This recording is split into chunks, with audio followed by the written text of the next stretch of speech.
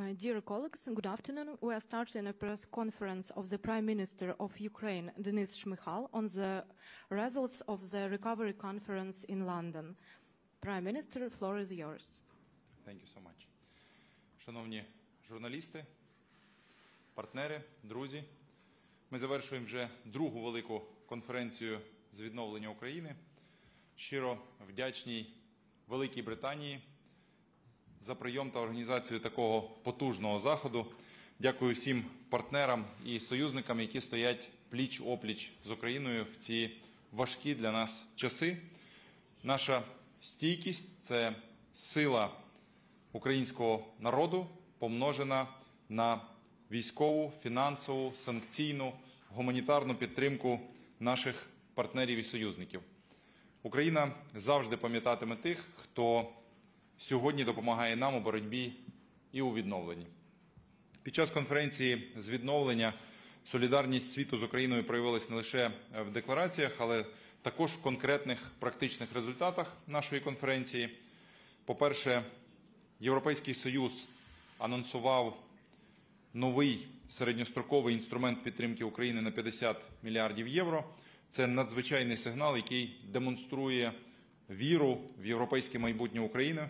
Дуже вдячні за це Європейській комісії, особисто пані президентці Урсулі фон дер Ляєн. Прем'єр-міністр Великої Британії Ріші Сунак також анонсував нову програму підтримки в розмірі 3 мільярдів фунтів стерлінгів на наступні 3 роки. Фактично, це теж середньострокова програма підтримки, яка теж дає нам бачення майбутньої перспективи, спільної майбутньої перспективи у відновленні. Крім цього, Міністерство енергетики України та МЗС Великої Британії уклали меморандум про енергетичне партнерство, який передбачає створення нового фонду викликів у сфері зелених інновацій Innovations Ukraine у розмірі 62 мільйони фунтів стерлінгів. Ми також підписали чергову угоду з Міжнародним банком реконструкції та розвитку, яка дозволить залучити 1,76 мільярди доларів США для фінансування нагальних потреб нашої країни і українців. Ми вдячні США, Великій Британії, Фінляндії за підтримку цієї ініціативи як донорів цієї ініціативи. Європейський банк реконструкції та розвитку підтримує українські державні енергетичні компанії Укргідроенерго, Укренерго, НАК «Нафтогаз України» на суму 600 мільйонів євро. Це кошти для того, щоб підсилити нашу енергетичну систему і сприяти нашій енергетичній незалежності протягом цього року. Європейський інвестиційний банк розпочне новий портфель проєктів для відбудови України на суму понад 500 мільйонів євро. США анонсували виділення 1,3 мільярди доларів. Ці кошти будуть направлені на відбудову та будівництво транспортної інфраструктури, на реалізацію проєктів у сфері цифровізації, а також посилення енергетичної стійкості України. Німеччина анонсувала виділення додаткових 381 мільйони євро, які будуть направлені в тому числі на гуманітарне розмінування, що є одним з 5 наших пріоритетів швидкого відновлення. Під час конференції ми також провели чергове засідання координаційної платформи донорів України. Відтепер співголовою платформи став віце-прем'єр-міністр України з відновлення Олександр Кубраков. Ми посилюємо нашу координацію з партнерами по пріоритетному питанню відновлення нашої держави. У зв'язку з цим міністр фінансів перестав бути співголовою, відповідно, віце-прем'єр з відновлення співголовою в цій координаційній платформі. Ми представили конкретні проекти відбудови, представили також систему DREAM, яка дозволить забезпечити максимальну прозорість і підзвітність відбудови. Працюємо над мобілізацією 14,1 мільярдів доларів, необхідних на пріоритетні проекти відбудови протягом наступних 12 місяців. Разом з нашими міжнародними партнерами ми формуємо коаліцію відновлення «We Build Ukraine». Разом з бізнесом з України та з усього світу ми також формуємо коаліцію для інвестицій в Україну «Ukraine Business Compact». Вже 400 міжнародних компаній долучились до відповідної ініціативи. Ми розуміємо, що для відновлення приватних інвестицій нам необхідно створити діючий та ефективний інструмент страхування військових ризиків. Разом з ЄС, Норвегією, Швейцарією та ЄБРР ми підписали угоду про спільну роботу в цьому напрямку. Ми перезапустимо ринок страхування. Власне, у нас вже є перемога на цьому шляху. Багатостороннє агентство з гарантій інвестицій МІГА групи Світового банку почало надавати гарантії страхування воєнних ризиків в Україні. І відповідна угода була підписана з німецьким банківським холдингом ProCredit. Під час конференції ми всі наголошували, що приватний бізнес, приватний сектор буде в центрі відбудови.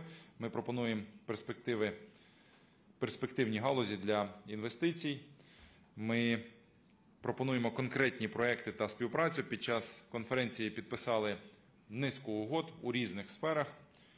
Це дуже перспективні напрямки, коли міжнародні компанії будуть заходити на ринок України.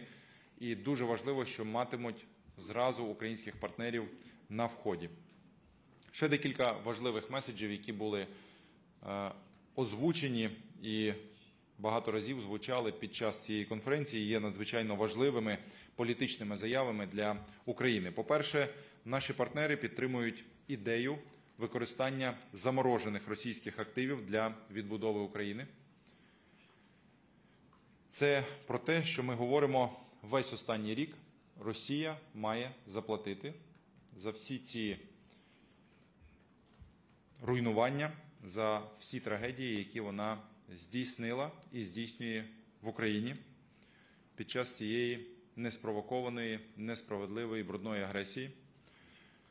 Під час конференції наші партнери теж про це говорили, і це дуже важливе зрушення, коли ми всі знаходимося на одній сторінці. Росія має заплатити.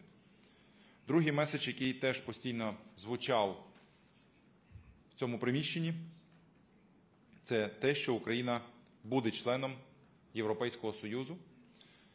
Ми в цьому абсолютно переконані, ми робимо дуже багато змін для того, аби швидко реалізувати ці наші прагнення. Ми бачимо, що ці зміни та швидкі реформи змінюють ставлення багатьох наших союзників щодо того, наскільки швидко ми можемо пройти цей шлях. Ще раз хотів би подякувати всім учасникам, всім вам, шановні колеги і друзі. Завдяки спільній роботі Україна теж стає сильнішою. Ми відбудуємо Україну як частину єдиної процвітаючої Європи і гарантуємо мир і добробут наступним поколінням. Дякую за вашу увагу, дякую за вашу підтримку. Слава Україні! So let's start questions. Your question, please, sir.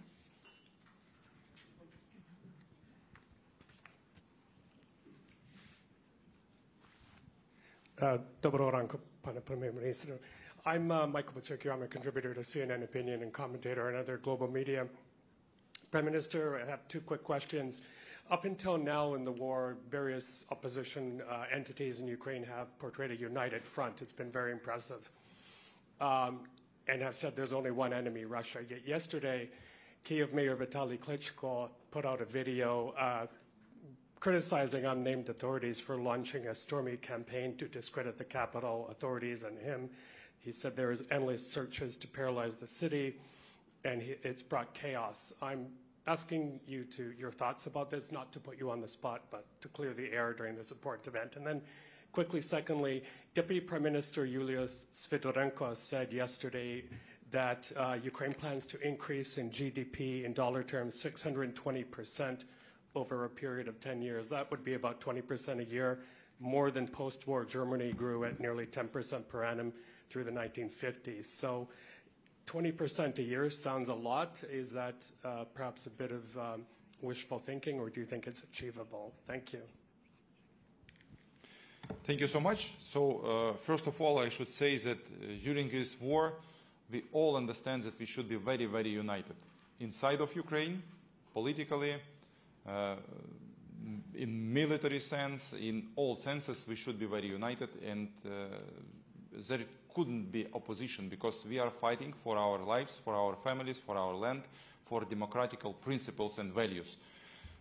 So because of this, you are right, there is no opposition, we all are united. And very important to save this unity for all the partners all around the world, in all democratic world, in European Union, and we are fighting for this, for unity of all democratic world.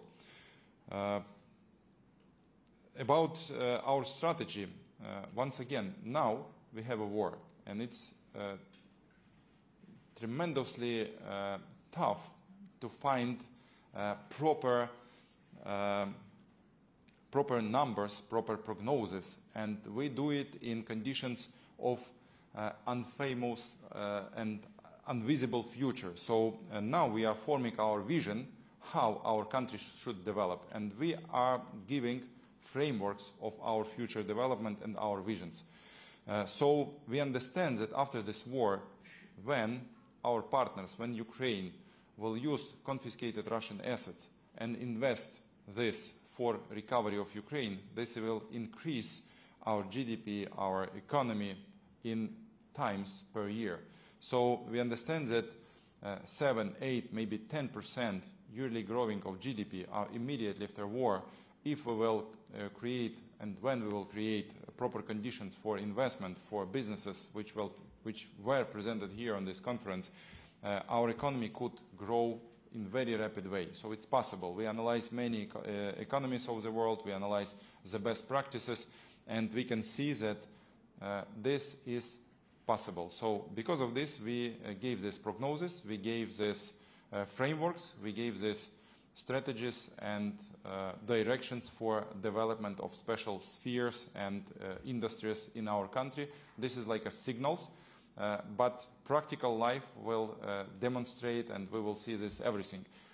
Now we are very concentrated on creation special, very beneficial conditions for our partners in Ukraine for investing. And one of the main questions, as I comment, is insurance of war risks for bringing more our partners and foreign businesses into Ukraine. Thank you. Your question, please.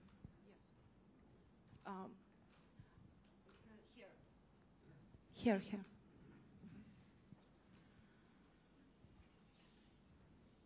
Raise up your hand, please. Burak Bir from Anadolu. Since the start of the war, Turkey has been playing important role for a peace deal. How would you evaluate Turkey's mediator efforts, and do you think that a peace deal can be hammered via Turkish efforts? Mr. Prime Minister, thank you.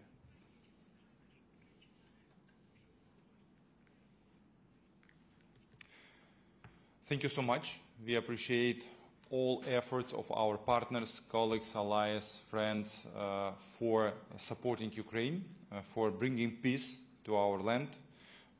We are fighting once again for our freedom, for our lives. Turkey is a very important partner, is neighbor country for us. We are very grateful for Black Sea Grain Initiative, which Turkey support, and it let all of us, all the world, have so needed grain from Ukraine for Middle East countries, for African countries, for European countries.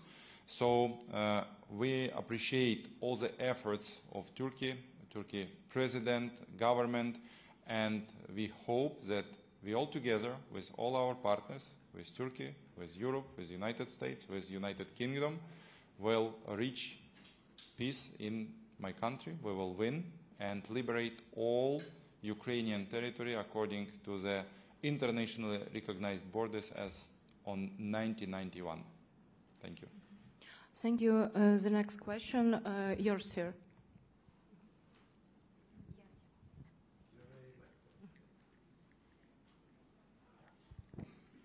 Thank you very much, Prime Minister. Yesterday, President Zelensky said that the counteroffensive is going slower than desired. Do you think that this message had maybe a negative impact on this conference, especially towards the investors? And secondly, if I may, as all European leaders yesterday said that Ukraine will be in the EU in the near future, and in NATO, probably. When do you envisage that? When do you expect Ukraine to be part of the EU, part of NATO? I mean, maybe this decade or later? Thank you very much. Thank you so much. First part of your question. As President of Ukraine have said yesterday, counteroffensive is not Hollywood movie, is not easy walk. Counteroffensive is number of military operations. Sometimes it's offensive, sometimes it's defensive, sometimes it could be tactical pauses. Unfortunately, during our preparation for this counteroffensive, Russians were preparing too. So there is so much minefields which really make it slower movement into their head. But during the last 2 weeks, Ukrainian army liberated 8 villages in Ukraine. Liberated territory is more than 113 square kilometers. It's a huge territory. We move into ahead on 7 kilometers. I mean, in deep of line of the front on the occupied site. So we have good results, but we should all understand that every life for us is very important, every life. So we will not bring our people into the fire of this war as Russians doing. So Russian Soviet army is not counting on the human life, on the people, but we are fighting for NATO standards. We save every our soldier, and we will do very smart offensive operations, and because of this, it could take time, but we have intention to move into ahead. We are moving into ahead with counteroffensive.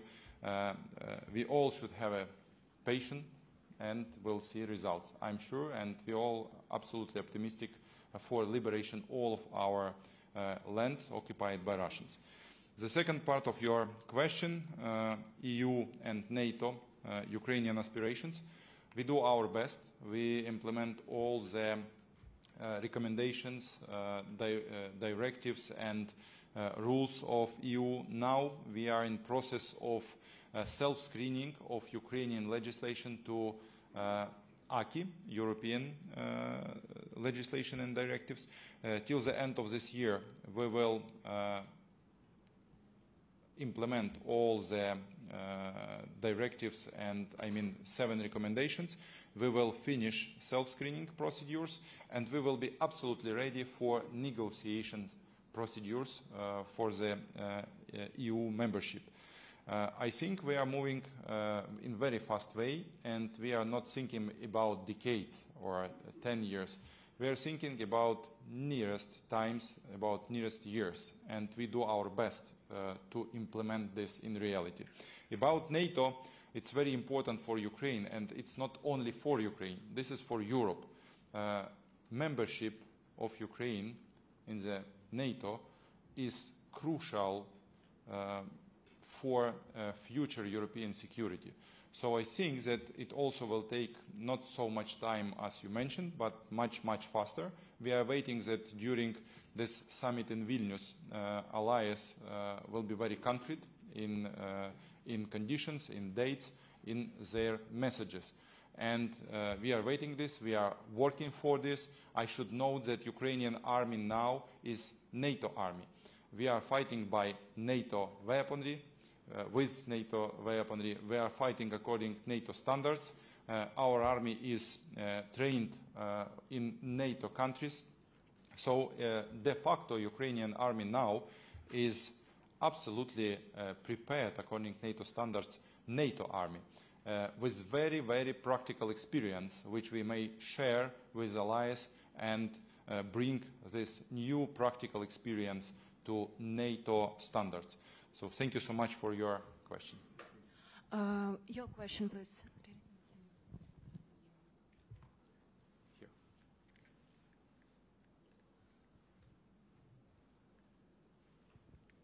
Judith from the Spanish news agency Agencia EFE. Mr. Cleverly said earlier that there have been in this conference significant pledges from the commercial world. Can we have a number for that? And also, how is it possible for a company to invest in Ukraine when there is a war on? Meaning, how can they be guaranteed some profit, which I suppose is what they will be looking for? Thank you. Thank you so much. I named the main numbers in my introductory word. I can repeat that the main amount is 50 billion euros from European Commission and European Union for next 4 years. It's there is many agreements. We will analyze these results and summarize this amount in nearest days, and we'll announce this, because during these days many businesses have their own negotiations. They sign agreements, memorandums. So let's take some time and analyze and summarize all of these results. But the main result is that British and international business is very interested in participation in Ukrainian recovery.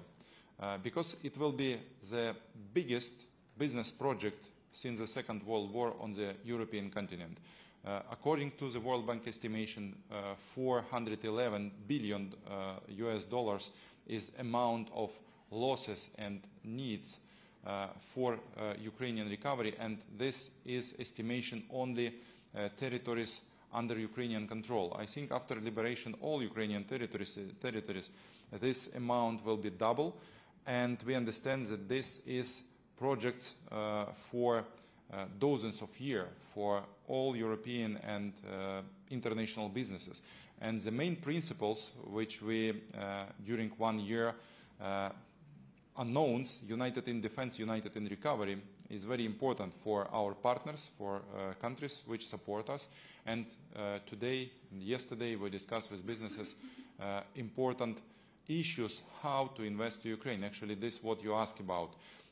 We create a special infrastructure for recovery, special state agency. We create special conditions for investors through the industrial parks, through the direct investments in Ukraine.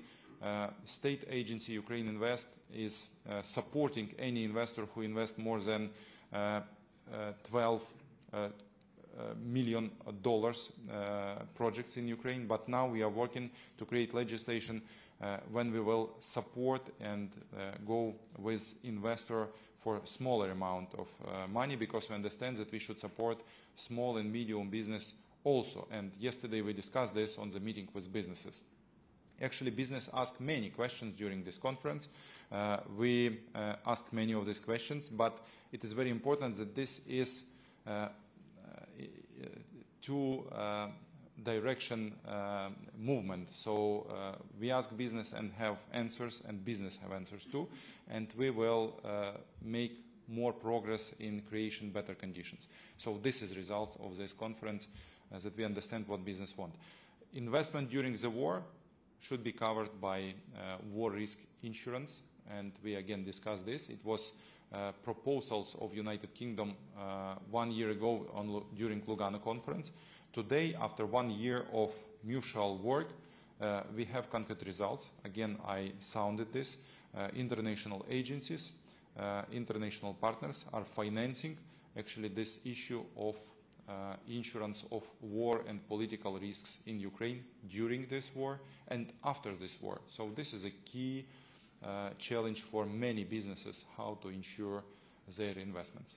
Thank you. Thank you. The next question is yours, sir. Yes. Mm-hmm. Yes, raise up your hand. Yes. Thank you. Taras Yatsenko, Media Hub, Tvoje Misto, or Your City, Lviv and Kyiv. Mr. Prime Minister, there have been many conversations throughout these 2 days about the Ukraine's recovery, its processes, investments, funding, mechanisms. But what about people? We all know that both private and public sector already lack many professionals in Ukraine. We know that according to United Nations data from March of 2023, almost 5 million Ukrainians received special status in other countries, in Europe and more other Western countries, and more than 8 million left Ukraine. Is there any strategy, does the government has any strategy of communicating with these people, of getting them back? And don't you think that there should be a special ministry for refugees? Thank you. Thank you so much. Important challenge, and I should add some statistics. Since beginning of this war, Ukraine lost 3.5 million jobs in our country. We lost more than 30% of our GDP. More than 4.5 million people are refugees out of Ukraine, mostly women and children. About 1 million children in this amount, in this quantity of people.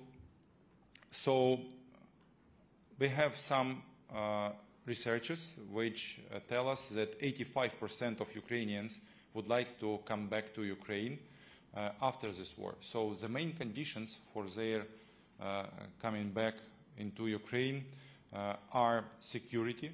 This is number one condition.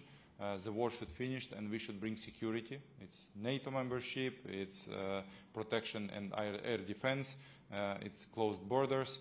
So all of these issues, plus we make special parameters for security in schools, hospitals, and all around, even in living houses. So this is the condition number one for many refugees which had left Ukraine in the beginning of this war.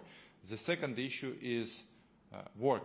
So all of these people, all of this mostly of women, need to have jobs and need to earn money in Ukraine. So because of this now we implement many programs for small, micro, medium businesses. We make grant programs, we make light loans programs for small and medium business, 579, you know it, and grants for creation of micro and small businesses. But we urge our partners to go to Ukraine and create jobs.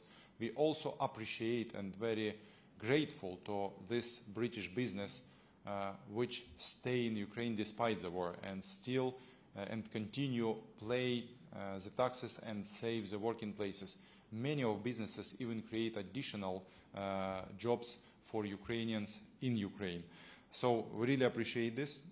We understand which conditions we should create to bring back Ukrainians from abroad.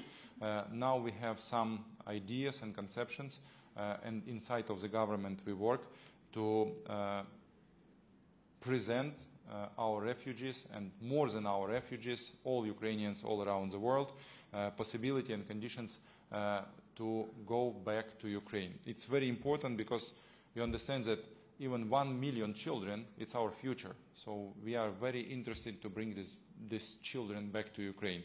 But these jobs and these people, it's our GDP, taxes, it's our development, and we also are very interested in bringing back these people into Ukraine. Thank you, sir, for your question. Thank you. The last question is yours, sir. Yes, yes. Thank you. Bruno Mantegas from the Portuguese news agency. You spoke about the medium-term funding that you have received pledges during this conference, and during our initial speech you mentioned the 6.5 billion that you were expecting to raise here. Have you been able to crunch the numbers and know how much have you been able to, this gap, how much have you got? Thank you. Thank you so much. Important question, important issue.